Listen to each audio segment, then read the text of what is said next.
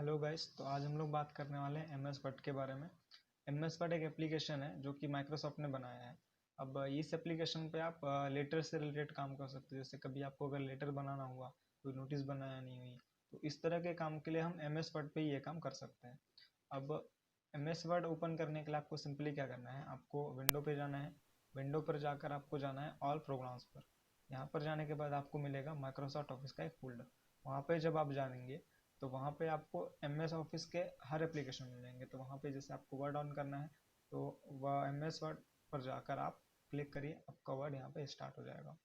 अब M S word जब start होगा तो आपको सबसे पहले यहाँ पे इस तरह का एक पेज मिलेगा। पेज पर ऊपर यहाँ पे एक रूलर होता है। अब रूलर क्या होता है उसको समझ लेते हैं। रूलर आपकी पेज की मार्जिन सेट करता है। मार्जिन किसे कहते हैं? मार्जिन मतलब पेज का जो आखिरी कोना है उस जगह से आपको कहाँ से लिखना है, ये आपकी मार्जिन होती है। तो इस मार्जिन को आप बढ़ा भी सकते हो, कम भी कर सकते हो। ये सब साइड होता है। यहाँ पे ये लेफ्ट की तरफ भी है, राइट के लिए भी है, टॉप के लिए भी है और इधर बॉटम के लिए भी है। तो आप जिधर चाहे, मतलब जहाँ जिधर आपको बढ़ानी है मार्जिन उधर आप बड़ा कम दोनों कर सकते हैं। अगला आ जाते हैं यहाँ पे रिबन बार पे। इसे कहते हैं रिबन बार। रिबन बार पे आपको पूरे मेन्यूज मिल जाएंगे। अब यहाँ पे जो रिबन बार पे आपको 7 तरह के ऑप्शन दिखाई दे रहे हैं, इसे कहते हैं टैब। टोटल 7 टैब होते हैं। हर टैब में अलग अलग मेन्यूज होंगे, उसके अंदर अलग अलग सब मेन्यूज होंगे। यहाँ पर होम टैब की जब हम बात करेंगे तो यहाँ पे बहुत सारे मेन्यूज मिलेंगे आपको, क्लीबोर्ड, फॉन्ट, पैराग्राफ, स्टाइल्स, एडिटिंग। अब इन मेन्यूज में अंदर और आपको सब मेन्यूज मिलेंगे। अब इन हर ऑप्शन का कुछ कुछ काम है जो हम अभी सीखेंगे। अब यहाँ पे सबसे पहले आ जाते हैं ऑफिस बटन पर। ऑफिस बटन पर जब आप जाते हो तो यहाँ पे आपको मिलता है सबसे पहला न्यू का ऑप्शन। न्यू का मतलब क्या होता है कि मान लीजिए हम यहाँ पे काम कर रहे हैं और हमको एक नया काम करना है वर्ड पे ही। तो हम क्या करेंगे, यहाँ पे जाके न्यू पे क्लिक करेंगे। इससे क्या होगा कि हमको इसी एप्लीकेशन की एक नई विंडो मिलेगी जहाँ पे हम एक दूसरा काम कर सकते हैं। तो जब भी आप ऑफिस बटन पर जाकर न्यू पे क्लिक करते हैं तो आपको इस तरह का एक डायलॉग बॉक्स मिलेगा।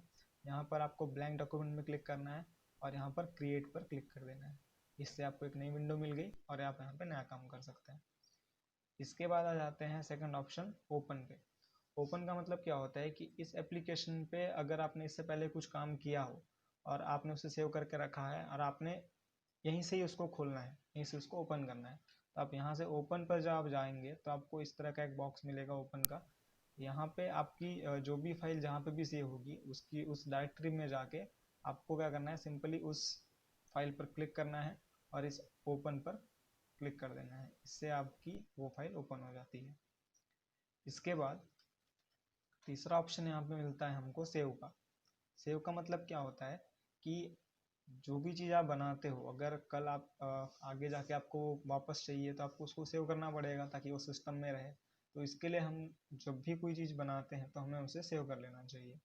अब सेव में जब आप क्लिक करते हैं तो आपको यहाँ पे एक सेव का डायलॉग बॉक्स मिलेगा। सेव का डायलॉग बॉक्स में 3 चीज़ इंपॉर्टेंट है जो आपको याद रखना पड़ेगा। पहला फाइल नेम, दूसरा सेव एज टाइप, तीसरा उसकी डायरेक्टरी, सेव डायरेक्टरी।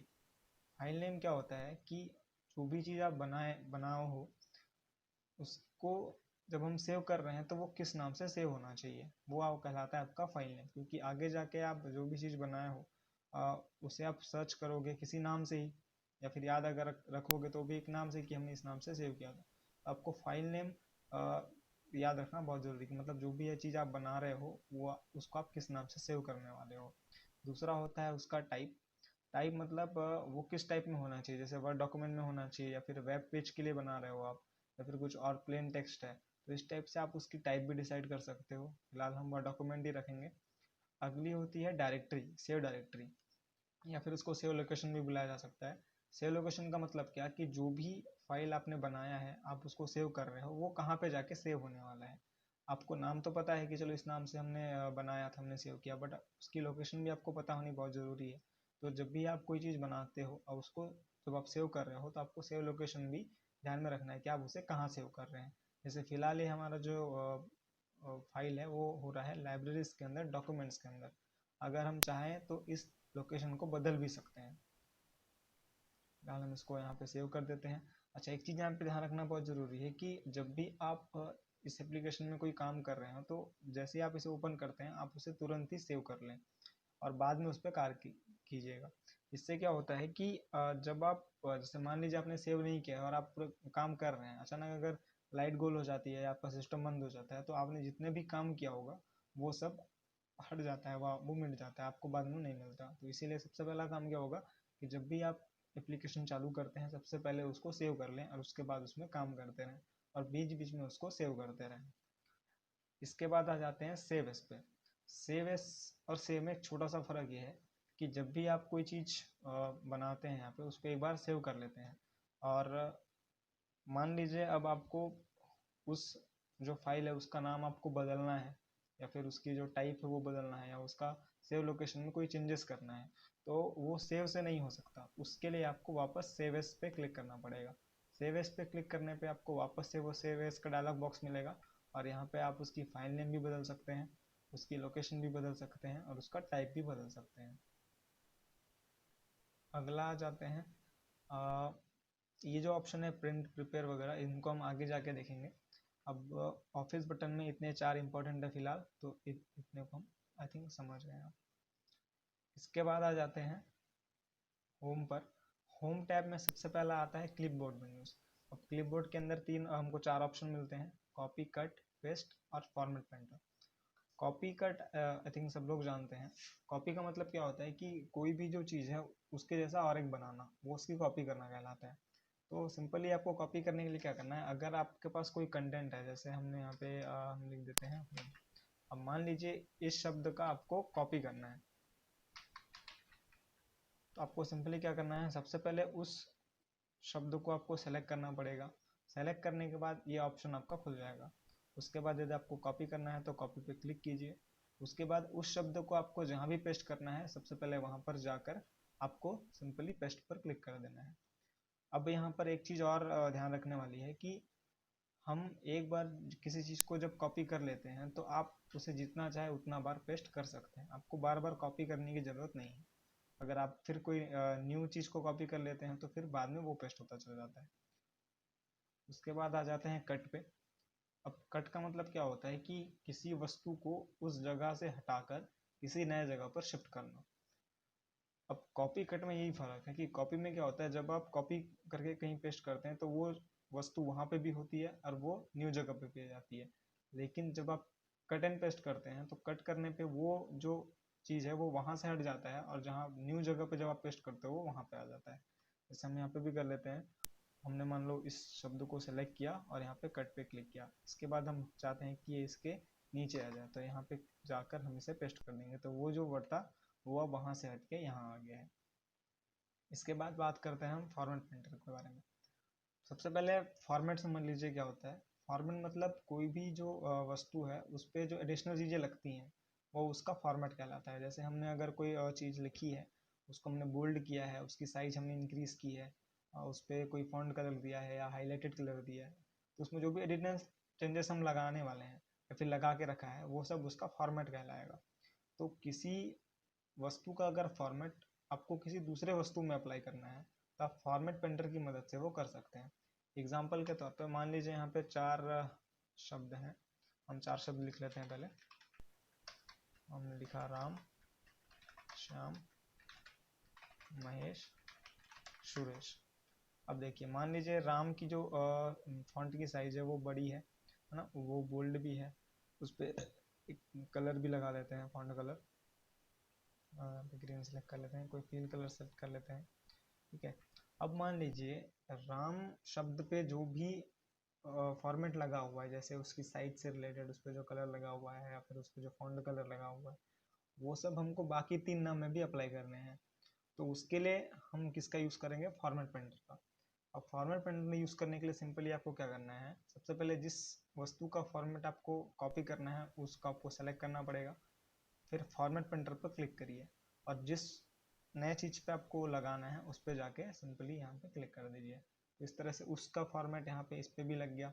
अब यहाँ पे एक और चीज़ आपको ध्यान रखनी है कि अगर किसी एक वस्तु का जो फॉर्मेट हो आपको एक दूसरे वस्तु में डालना है तो आपको सिंपली एक बार क्लिक करना है फॉर्मेट पेंटर पे।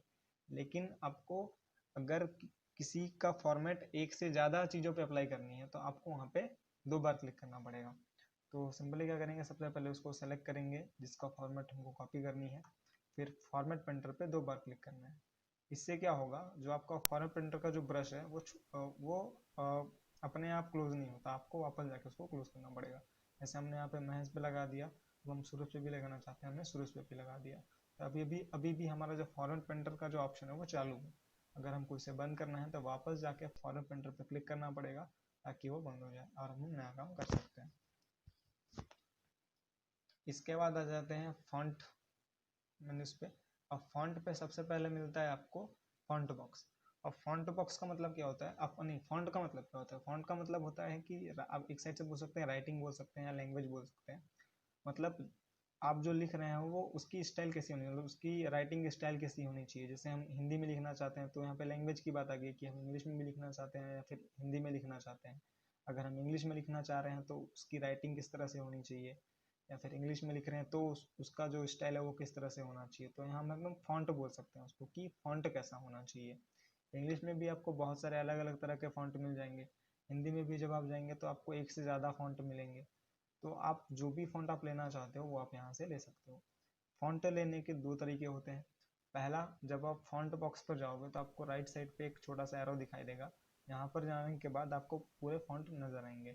अब यहाँ से आपको जो भी फॉन्ट अच्छा लगता हो आप उस फॉन्ट पे नॉर्मली आपको क्लिक करना है। जैसे हमको पसंद है टाइम्स न्यू रोमन में हमको लिखना है तो टाइम्स न्यू रोमन में हमने क्लिक किया और यहाँ पे जो हमारा फॉन्ट है वो टाइम्स न्यू रोमन हो गया। अब दूसरा तरीका होता है डायरेक्ट फॉन्ट का नाम लिखना। जैसे हमको अगर किसी फॉन्ट का नाम पता है और उस फॉन्ट में हम काम करना चाहते हैं तो आप सिंपली क्या करोगे, उस बॉक्स पे क्लिक करोगे और जब पूरा सेलेक्ट हो जाए तो आप उस फॉन्ट का नाम लिख दोगे। जैसे हम चाहते हैं कृति देव में हिंदी में लिखना तो हमने कृति देव लिखा, उसका हमने इंटर कर दिया, तो अब हमारा जो फॉन्ट है वो हिंदी हो गया है। तो ये हो गया 2 तरीका फॉन्ट चेंज करने का। अब अगली होती है उसकी साइज, फॉन्ट की साइज। फॉन्ट की साइज मतलब क्या, जो आप लिख रहे हैं उसकी साइज कितनी होनी चाहिए। ये आप पहले भी डिसाइड कर सकते हैं और लिखने के बाद भी डिसाइड कर सकते हैं। फिलहाल हम पहले डिसाइड कर लेते हैं।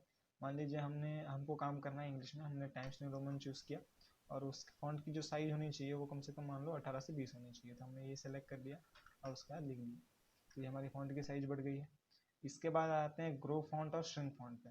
अब देखिए, मान लीजिए हमने कोई वर्ड लिखा, हमने फॉन्ट सेलेक्ट कर लिया कि हम इस फॉन्ट पे काम करना है, साइज़ भी हमने सेलेक्ट कर ली और हमने लिखना भी स्टार्ट कर दिया। मान लीजिए हमने लिख दिया यहाँ पे। अब हमको लिखने के बाद हमको लगता है कि नहीं, इसकी जो साइज है वो हमको थोड़ी बढ़ानी चाहिए। तो इसके लिए आपको काम आएगा ग्रो फॉन्ट। सबसे पहले आप उस शब्दों को आपको सेलेक्ट करना होगा जिसकी साइज आपको बढ़ानी है। उसके बाद ग्रो फॉन्ट पे जब आप क्लिक करते जाओगे तो वो जो फॉन्ट है उसकी साइज बढ़ती जाएगी। अगला होता है श्रिंक फॉन्ट। श्रिंक फॉन्ट का मतलब क्या होता है कि फॉन्ट की साइज कम करना। अगर आप उस फॉन्ट की साइज कम करना चाहते हो तो आप उस वर्ड को सेलेक्ट करके श्रिंक फॉन्ट पे क्लिक करना है। तो इससे क्या होगा, उस फॉन्ट की साइज कम होती जाएगी। और आप यहाँ से भी कर सकते हैं, यहाँ से भी डायरेक्टली अगर आप अपने हिसाब से सेट करना चाहते हैं तो उसकी साइज यहाँ से सेट कर सकते हैं। अगला आ जाते हैं बोल्ड पे। अब देखिए, हमने यहाँ पे 2 वर्ड लिखते हैं, नोटिस और हम लिखते हैं पेपर। अब देखिए, बोल्ड का मतलब क्या होता है कि जो भी फॉन्ट है उसको थोड़ा सा गाढ़ा करना। अगर नॉर्मली शब्द में बोले तो हम जैसे हम नोटिस को हम यहाँ पे सेलेक्ट करते हैं और यहाँ पे हमने बोल्ड पे क्लिक किया, तो इससे देखिए हमारी जो नोटिस है और पेपर में दोनों में आपको फर्क नज़र आ रहा होगा। नोटिस बोल्ड हुआ है और जो पेपर है वो अभी नॉर्मल फॉन्ट में है, तो बोल्ड इसे कहते हैं।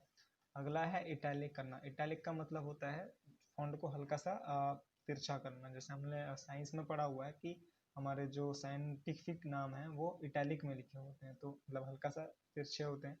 तो वही करना, अगर हम जिसको भी इटैलिक करना चाहते हैं उस शब्द को हमको सेलेक्ट करना है और यहाँ पर इटैलिक पे जाके क्लिक करना है, तो इस तरह से वो इटैलिक हो जाता है। अगला है अंडरलाइन। अगर आपको किसी शब्द के नीचे पे एक लाइन लाना है तो आप अंडरलाइन का यूज़ कर सकते हो। नॉर्मली वही तरीका है, आपको उसको सेलेक्ट करना है जिस शब्द में आप अंडरलाइन लाना चाहते हैं और आपको अंडरलाइन पर जाकर क्लिक करना है, तो ये अंडरलाइन लग गया। अब बात करते हैं उन ऑप्शन को हटाने की जो आपने लगाया है। मान लीजिए हमें इस जो हमने लिखा है नोटिस, वहाँ पे हमको बोल्ड भी नहीं चाहिए, ना ही इटैलिक चाहिए, ना ही अंडरलाइन चाहिए। तो हम क्या करेंगे, नॉर्मली वापस सेलेक्ट करके उन ऑप्शन पर वापस क्लिक करेंगे, तो इससे क्या होगा, वो ऑप्शन हटते जाएंगे। अच्छा, अंडरलाइन से रिलेटेड यहाँ पे एक और चीज़ है कि यहाँ पे देखिए अंडरलाइन के बगल में आपको एक एरो मिलेगा। एरो का मतलब क्या है कि अंडरलाइन की जो स्टाइल है वो अकेली नहीं है, वहाँ पे मतलब बहुत सारे अलग अलग स्टाइल भी आपको मिल जाएंगे।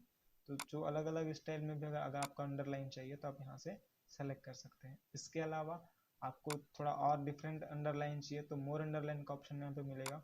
यहाँ पर जाने के बाद आप देखेंगे यहाँ पे अंडरलाइन स्टाइल होगी। यहाँ पर जाने के बाद आपको और भी अलग अलग तरह के अंडरलाइन मिलेंगे, तो जो भी अंडरलाइन आपको अच्छा लगता है आप उस पर क्लिक करिए और यहाँ पर ओके पर क्लिक कर दीजिए, तो इससे वो अंडरलाइन अप्लाई हो जाएगा। हम इसे हटा देते हैं। अगला जाते हैं सब स्क्रिप्ट। सब स्क्रिप्ट का मतलब क्या होता है कि किसी शब्द को किसी शब्द के नीचे लिखना। जैसे हम बात करते हैं पानी के फार्मूले के बारे में, तो पानी का फार्मूला क्या होता है H2O। तो H2 हम देखते हैं तो वो ऐसा नहीं होता है, जो 2 होता है वो H के थोड़े से नीचे पे होता है। तो वो हमको अगर करना है तो आपको 2 को सेलेक्ट करना पड़ेगा और यहाँ पे सब स्क्रिप्ट पे जाके क्लिक करना पड़ेगा। तो ये जो इस तरह से ये हो गया, ये हो गया H2O का। अगला आ जाते हैं सुपर स्क्रिप्ट। अब सुपर स्क्रिप्ट का मतलब क्या होता है, किसी शब्द को किसी शब्द के ऊपर लिखना। जैसे हम मैथ्स में बात करें तो मैथ्स में हम लिखते हैं एक्स स्क्वायर। एक्स स्क्वायर जब लिखते हैं तो वो इस तरह से नहीं होता, 2 जो होता है वो एक्स के थोड़े से ऊपर होता है। तो वो करने के लिए हमको 2 को पहले सेलेक्ट करना पड़ेगा और यहाँ पे सुपर स्क्रिप्ट पे जैसे हम क्लिक कर देंगे तो ये इस तरह से ये हो जाएगा।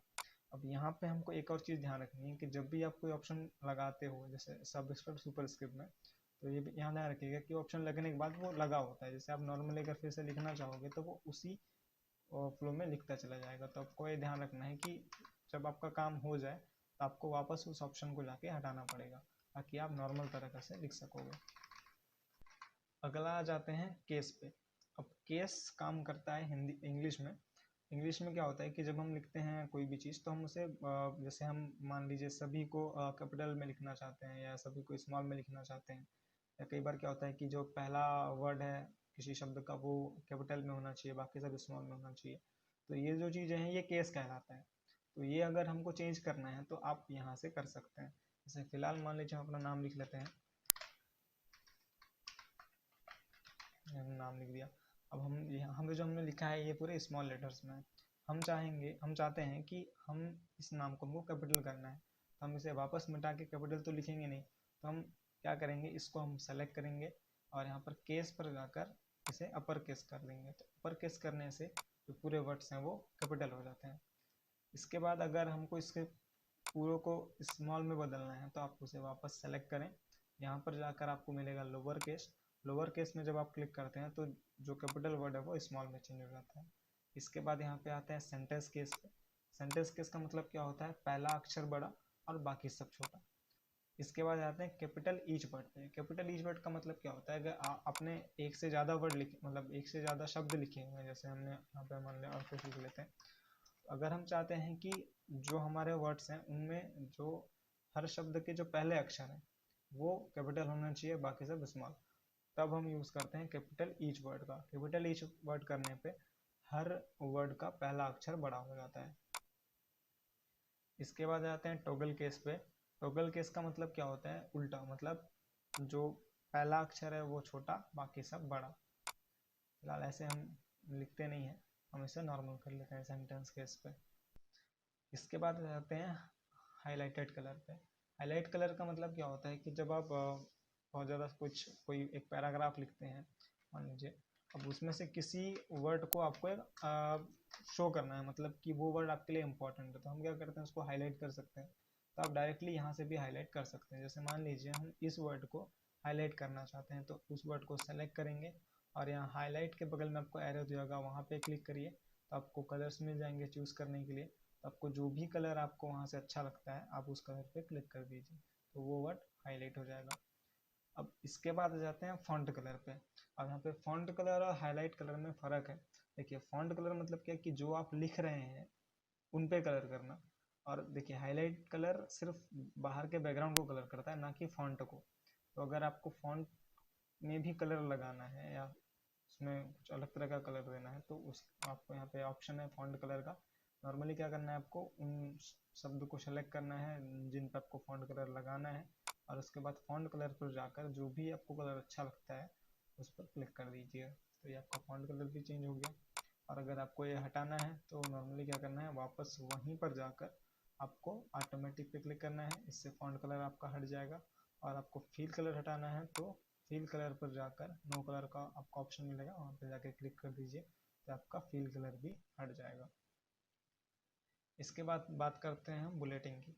बुलेटिन मतलब क्या, यहाँ जैसे मान लीजिए आपको कई बार कुछ पॉइंट्स में कुछ लिखना हुआ, या फिर आप कुछ कैंडिडेट का नाम लिख रहे हैं या फिर कोई लिस्ट बना रहे हैं, तो आपको एक पॉइंट बनाना बहुत ज़रूरी हो जाता है। तो पॉइंट्स बनाने के लिए आपको यहाँ पे बुलेटिन दिख जाएंगे। बुलेटिन में आपको जब जब आप बुलेटिन में जाते हैं तब आपको अलग अलग तरह के बुलेटिन मिल जाएंगे, जो भी आपको अच्छा लगता है वो आप ले लीजिए। अब इसका फ़ायदा क्या है कि जैसे हमने कोई पहला नाम लिखा, जैसे ही आप एंटर प्रेस करते हैं तो ऑटोमेटिकली बुलेटिन आ जाएगा, मतलब आपको बार बार लाने की उसे ज़रूरत नहीं है। तो इस तरह से जब तक आपकी लिस्ट ख़त्म ना हो जाए आप उसे बना सकते हैं, और जैसे ही आपको आपका लिस्ट ख़त्म हो जाता है आप बैक स्पेस प्रेस करिए, तो इससे वो आपका लिस्टिंग वापस से बुलेटिन का ऑप्शन हट जाएगा। इसके अलावा अगर मान लीजिए बुलेटिन आपने ले लिया है, उसके बाद बुलेटिन के स्टाइल में आपको चेंजेस करना है, तो आपको क्या करना है, नॉर्मली उन टेक्स्ट को आपको सेलेक्ट करना पड़ेगा और वापस बुलेटिन में जाकर कोई नया बुलेटिन ले लीजिए, इससे वो बुलेटिन चेंज हो जाएंगे। अब यहाँ पे इसके बाद बुलेटिन के अलावा नंबरिंग भी होती है, जैसे हमको बुलेटिन में नहीं, हमको नंबरिंग में चाहिए, तो आप यहाँ से नंबरिंग भी ले सकते हैं।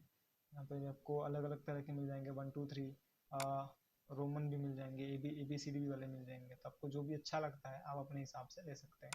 अब नंबरिंग में एक ध्यान रखने वाली बात क्या है, जब आप हिंदी में काम कर रहे हो, हिंदी में जब आप काम करते हैं तो आपको यहाँ पे देखिएगा, हिंदी में जब आप काम कर रहे हो तो आपको यहाँ पर हिंदी के लिए जो बुलेटिन है वो सॉरी नंबरिंग है वो सही नहीं मिल पाता है। जब आप हिंदी के लिए लेते हैं तो आपको इस तरह से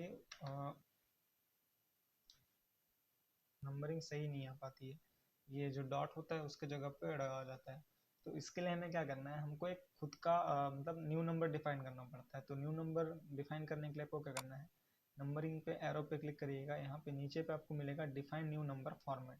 यहाँ पर जाकर आपको सबसे पहले फॉन्ट पर क्लिक करना है और यहाँ पे वो फॉन्ट सेलेक्ट करना है जिस फॉन्ट पर आप नंबरिंग चाहते हैं। जैसे हम चाहते हैं कृतिदेव 010 पे, तो यहाँ पे हम वो फॉन्ट सेलेक्ट कर लेंगे।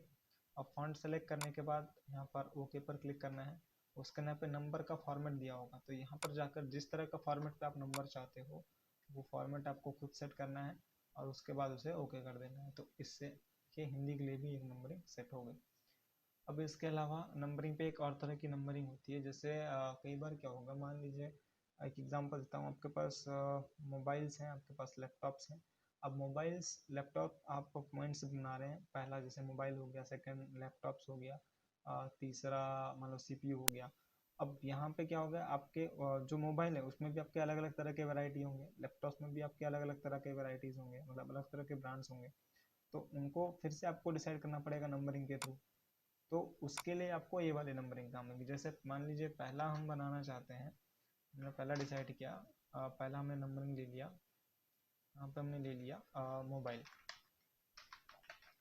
मोबाइल्स। अब सेकंड हमारे आ जाते हैं लैपटॉप्स, तीसरा आ जाता है मान लो CPU। अब यहाँ पे देखिए मोबाइल्स में हमारे पास दो तरह के ब्रांड्स हैं, तो ये अब सेकंड नंबर तो लेंगे नहीं ना, सेकंड नंबर क्योंकि लैपटॉप्स हो गए, है ना। तो उसके लिए क्या करना है, हमको यहाँ पर जाकर एक अलग तरह की नंबर मिलेंगे। जैसे मान लीजिए हम ये चाहते हैं 1.1, तो इससे क्या होगा, अब ये लाने के लिए जैसे आप उस पर क्लिक करेंगे उसके बाद आपको कीबोर्ड से टैप प्रेस करना पड़ेगा, तो इससे वो नंबरिंग आ जाएगी। अब देखिए 1 जो पॉइंट है वो मोबाइल है और उसके अंदर 1.1 में आ जाएगा आपका कोई, जैसे मोबाइल का जो भी नाम है, जैसे जो भी कोई ब्रांड है, जैसे हम चाहते हैं नोकिया, हम यहाँ पे नोकिया लिख दिया हमने। अब मान लीजिए नोकिया के अलावा हमारे पास है सैमसंग, इस तरह से। जैसे ये नंबरिंग खत्म हो जाए आपको बैक स्पेस प्रेस करना है ताकि ये आपको नॉर्मल हो जाए। अब उसी तरह लैपटॉप में भी अगर आपको 2-3 वैराइटीज़ हैं तो आप यहाँ पे वापस वो ऑप्शन सेलेक्ट करेंगे और इससे नंबरिंग थोड़ी और बढ़ जाएगी। तो ये हो गया इस नंबरिंग का काम। अगला आ जाते हैं अलाइनमेंट पे। अलाइनमेंट का मतलब क्या होता है कि जो भी चीज़ आप पेज पे लिख रहे हैं वो आपकी पेज पर कहाँ होनी चाहिए, मतलब लेफ्ट में होनी चाहिए, सेंटर में होनी चाहिए, या फिर पेज के राइट में होनी चाहिए, ये कहलाता है अलाइनमेंट।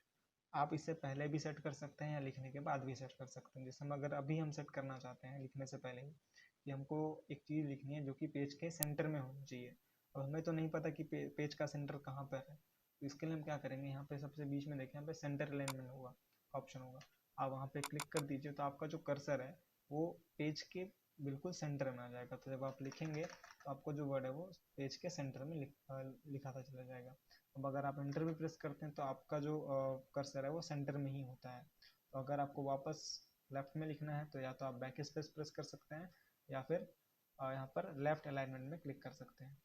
इसके बाद अगर आपने पहले ही कोई चीज़ लिख लिया है और उसके बाद आप उसे सेट करना चाहते हैं पेज के सेंटर में या पेज के राइट में, तो आप उस वर्ड को सेलेक्ट करिए और यहाँ पर जैसे हमको उसको सेंटर करना है तो सेंटर अलाइनमेंट पे क्लिक कर देंगे, अगर हमको राइट में करना है तो राइट पर क्लिक कर देंगे, और अगर हमको लेफ्ट में करना है तो वापस लेफ्ट में क्लिक कर देंगे। तो इससे देखिए जो वर्ड्स है या फिर जो भी हमने लिखा हुआ है वो पेज के सेंटर, राइट या फिर लेफ्ट में अपने आप सेट हो रहा है।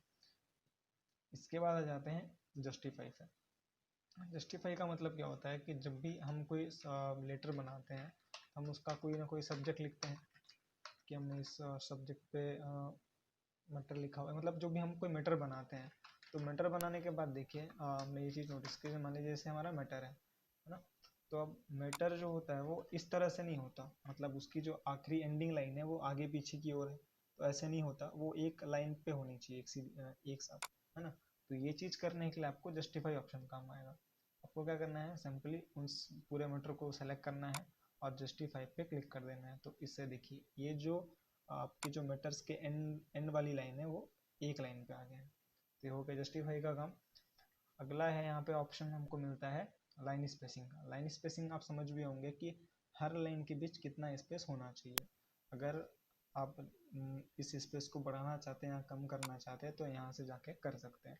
आपको क्या करना है, सिंपली जिन लाइंस के बीच आपको स्पेस बढ़ाना है कम करना है, पहले उस लाइन को सेलेक्ट करना पड़ेगा, फिर लाइन स्पेसिंग पर जाकर अगर आपको बढ़ाना है तो आप इधर नीचे जाके बढ़ा सकते हैं, अगर आपको कम करना है तो इधर ऊपर से पर कम कर सकते हैं, और अगर आपको पूरा ही कम करना है तो यहाँ पे और एक ऑप्शन होता है रिमूव स्पेस आफ्टर पैराग्राफ।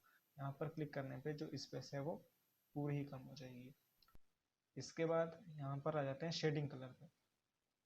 अब शेडिंग का मतलब क्या होता है, देखिए मान लीजिए हम कोई जैसे नोटिस बना रहे हैं, तो हम मान लीजिए उसको हमने सेंटर पे लिखना चाहते हैं, तो हमने यहाँ पे हमने इसको सेंटर में लिखा, इसको थोड़ा डिज़ाइन करने के लिए हमने इसे बोल्ड भी किया, है ना, इसे अंडरलाइन भी कर दिया। अब देखिए ये उतना अट्रैक्टिव नहीं लग रहा, अगर हमको इसे और थोड़ा अट्रैक्टिव बनाना है तो हम यहाँ से शेडिंग कलर ले सकते हैं। शेडिंग कलर करने पे क्या होता है कि ये उसे एक अच्छे से मतलब उसके थोड़े और दूरी पे कलर ला देता है, तो इससे क्या है वो थोड़ा और अट्रैक्टिव लगता है ना। यहाँ पे देखिए हाईलाइट अगर कलर हम करते हैं तो वो उस वर्ड्स के थोड़े आसपास ही कलर करता है, लेकिन जो शेडिंग कलर है वो थोड़ी ज़्यादा दूरी पे कलर करता है, पूरी जहाँ तक आपकी मार्जिन है, तो इससे वो थोड़ा ज़्यादा अट्रैक्टिव लगता है। फिर आ जाते हैं बॉर्डर पे। बॉर्डर क्या होता है कि जो भी चीज़ आप लिखते हैं उस पर बॉर्डर देना, है ना।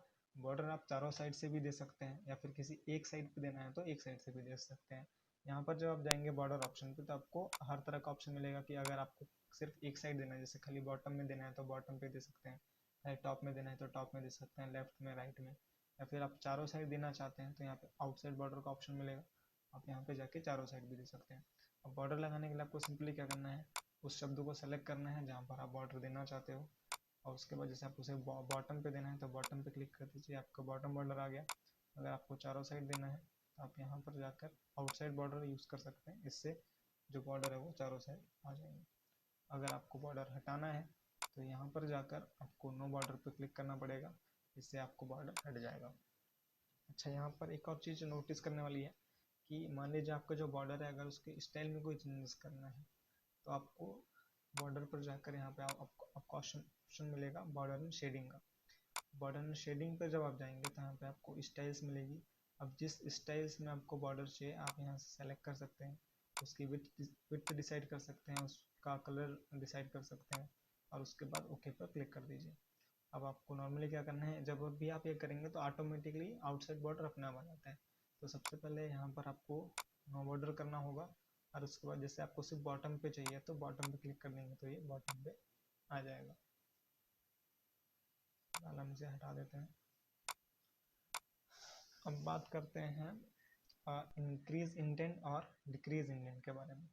देखिए मतलब मान लीजिए आपने लेफ्ट साइड पे कोई वर्ड लिखा है या फिर इस तरह से, तो अगर आप उसे थोड़ा और आगे ले जाना चाहते हैं, है ना, और उसकी जो मार्जिन है उसे थोड़ा और आगे ले जाना चाहते हैं तो आप यहाँ पे इंक्रीज इंडेंट का यूज़ कर सकते हैं। ये हम लोग जब सिग्नेचर के लिए हम कोई चीज़ बनाते हैं लेटर पे तो उस पर उसके लिए ये बहुत अधिक काम आता है। तो हम उसको सेलेक्ट करते हैं और यहाँ से इंक्रीज इंटेंट पे क्लिक कर देते हैं। तो इससे क्या होता है, वो वर्ड आगे की ओर चला जाता है, और डिक्रीज इंटेंट करने पे उसकी मार्जिन वापस कम होते जाती है।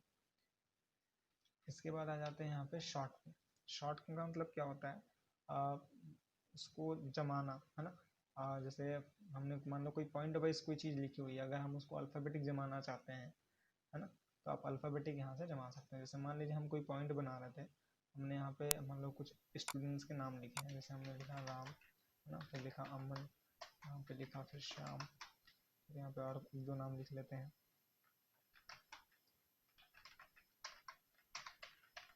इस तरह से। अब देखिए ये जो हमने नाम बनाए हैं ये अल्फ़ाबेटिक हिसाब से नहीं है ना। मान लीजिए हमने लिस्ट बना लिया, उसके बाद हमको बोला गया कि इसे अल्फ़ाबेटिक हिसाब से बनाया जाए, तो हम क्या करेंगे, हम आपस में मिटा के तो नहीं बनाएंगे, इससे हमारा टाइम वेस्ट होगा। तो हम क्या करेंगे, सभी नाम को सेलेक्ट करेंगे और इस शॉर्ट पर चले जाएंगे। शॉर्ट पर जाने पे ये आपसे पूछेगा कि ये जो इसे आप किस तरह से जमाना चाहते हैं, असेंडिंग तरीके से या डिसेंडिंग तरीके से। तो हम चाहते हैं इसे असेंडिंग तरीके से जमाना चाहते हैं, तो असेंडिंग पे क्लिक करके यहाँ पे ओके पे क्लिक कर देंगे। तो ये देखिए यहाँ पे जो नाम है ऑटोमेटिकली असेंडिंग हिसाब से जम गए हैं। इसके बाद स्टाइल्स में आपको मिलेगी फ़ॉन्ट की स्टाइल। जैसे आपका अगर कोई चीज़ लिखे होते हैं, है ना, जो भी हमने लिखा हुआ है, तो उस फ़ॉन्ट पे अगर आपको कोई स्टाइल बदलनी है यहीं से, आप उसे सेलेक्ट करें और यहाँ पे अलग अलग आपको स्टाइल्स मिलेंगे। आप यहाँ पे माउस ले जाके चेक कर सकते हैं, अगर आपको कोई स्टाइल अच्छी लगती है तो आप उसे सेलेक्ट कर सकते हैं। इसके बाद यहाँ पर होता है फाइंड का ऑप्शन। फाइंड का मतलब क्या होता है, ढूंढना, है ना। मान लिया आपने बहुत सारा कोई चीज़ लिखी हुई है, उसमें से अगर कोई एक वर्ड को आपको ढूंढना है कि वो वर्ड कहाँ कहाँ पर है, आप फाइंड का यूज़ कर सकते हैं। जैसे एग्जांपल लेते हैं, मान लीजिए यहाँ पे हमने एक दो पैराग्राफ ला लेते हैं यहाँ पे। अब यहाँ पे कोई एक नाम हम बार बार लिख लेते हैं, जैसे मान लीजिए हमने लिखा महेश। अब इस नाम को हम क्या करेंगे, अलग अलग जगह पे पेस्ट कर देते हैं, है ना। इसको हमने सेलेक्ट किया, इसे कॉपी किया और अलग अलग जगह पर जाकर शब्दों के बीच में पेस्ट कर दिया। यहाँ पे यहाँ पे अब देखिए, अब मान लीजिए आपको ये देखना है कि वो जो महेश नाम है वो इन दो पैराग्राफ में कहाँ कहाँ पर है। तो नॉर्मली अगर हम ढूंढना चाहें तो आपको पूरे वर्ड्स मतलब पूरे जो मैटर उसको पढ़ना पड़ेगा और फिर एक शब्द को देखना पड़ेगा कहाँ पर वो, इसमें थोड़ा टाइम लगेगा। इससे अच्छा हम क्या करेंगे कि फाइंड पर चले जाएंगे। फाइंड पर जाने के पर आपको फाइंड वर्ड का एक ऑप्शन मिलेगा, यहाँ पर आपको वो शब्द लिखना है जिसे आप ढूंढना चाहते हैं। जैसे हम ढूंढना चाहते हैं महेश को, तो हम महेश पर यहाँ पे लिखेंगे और उसके बाद फाइंड नेक्स्ट पे क्लिक करते जाएंगे। इससे देखिए जहाँ जहाँ पर महेश लिखा होगा ऑटोमेटिकली सिस्टम उसे सेलेक्ट कर लेता है। इस तरह से आप फाइंड का यूज़ कर सकते हैं। इसके बाद होता है यहाँ पे रिप्लेस। रिप्लेस का मतलब क्या होता है, किसी शब्द को किसी दूसरे से बदलना, ये रिप्लेस कहलाता है ना।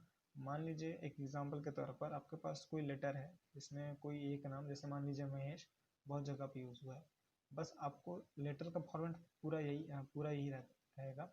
बस आपको क्या करना है, महेश की जगह पे सुरेश करना है, जहाँ जहाँ पर महेश है वहाँ पे आपको सुरेश करना है। एक एक जगह पे उसको महेश को ढूंढ के उसे मिटाकर सुरेश दिखना, इसमें बहुत ज़्यादा टाइम लगेगा, क्योंकि नाम महेश नाम जो है वो बहुत 5-6 जगह पर है, तो हर एक जगह पे मिटा कर लिखने में आपका ज़्यादा टाइम लगेगा। तो इससे अच्छा आप क्या कर सकते हैं, रिप्लेस का यूज़ कर सकते हैं। रिप्लेस पर जाकर सबसे पहले आपको मिलेगा फाइंड वर्ड का ऑप्शन। यहाँ पे आपको वो वर्ड लिखना है जिसको आप हटाना चाहते हो, और रिप्लेस विथ में आपको वो नाम लिखना है या फिर वो शब्द लिखना है जिससे आप रिप्लेस करना चाहते हो, है ना, मतलब जिस नाम को आप यहाँ पे रखना चाहते हो। तो मान लीजिए हम फाइंड वर्ड में लिख दिया हमने महेश, रिप्लेस विथ में लिख दिया सुरेश, क्योंकि हम महेश को सुरेश से बदलना चाहते हैं। लिखने के बाद आपको सिंपली क्या करना है, अगर आप एक एक करके हटाना चाहते हैं तो रिप्लेस पर क्लिक करते जाइए, और अगर आपको एक साथ सबको हटाना है तो रिप्लेस ऑल पे क्लिक करने पे देखिए जहाँ जहाँ पर महेश था वहाँ पर ऑटोमेटिकली सुरेश हो गया है ये। इसके अलावा फाइंड में आपको मिलता है गोटू का ऑप्शन। गोटू का मतलब क्या होता है कि अगर आपको डायरेक्टली किसी पेज पर या किसी लाइन पर पहुंचना है तब गोटू का यूज़ कर सकते हैं। जैसे हम यहाँ पे देखते हैं कि यहाँ पर जैसे हम टोटल हमारी चार चार आठ आठ लाइन है। हम अभी लास्ट लाइन पे हैं। अगर हम डायरेक्टली पहले लाइन पे जाना चाहते हैं या फिर सेकंड लाइन पे जाना चाहते हैं तो हम क्या करेंगे, पेज पे यहाँ पे क्लिक करेंगे और यहाँ पे इंटर पेज नंबर पे हम लिखेंगे 1। तो हम जैसे ही गो टू पे क्लिक करते हैं तो हम सीधे सीधे पहले लाइन पे पहुँच गए। उसी तरह यहाँ पे पेज का भी ऑप्शन है। अगर हम डायरेक्टली किसी, मान लीजिए हमारा ये जो हमारी विंडो यहाँ पे 5-6 पेज होते हैं और हम डायरेक्टली किसी मतलब डायरेक्टली तीसरे पेज में पहुँचना चाहते हैं तो हम क्या करेंगे, पेज पे क्लिक करेंगे और यहाँ पे लिखेंगे थर्ड पेज और यहाँ पे गो टू पे क्लिक कर देंगे। इससे क्या होगा, हम सीधे थर्ड पेज पर पहुँच जाएंगे। यहाँ पे इसके अलावा होता है सेलेक्ट का ऑप्शन। सेलेक्ट का ऑप्शन काम आता है कि जितना भी कंटेंट आपने यहाँ पे इस पेज में लिखा हुआ है, अगर आप उसको एक साथ सेलेक्ट करना चाहते हैं तो आप, या फिर किसी ऑब्जेक्ट को सेलेक्ट करना चाहते हो तो आप यहाँ से सेलेक्ट कर सकते हैं। यहाँ पर अगर हम सेलेक्ट ऑप पे क्लिक करते हैं तो हमारा जितने भी हमने इस पेज पे लिखा होगा वो सब के सब सेलेक्ट हो जाएंगे। तो आज के लिए इतना ही, मिलते हैं अगली वीडियो पर।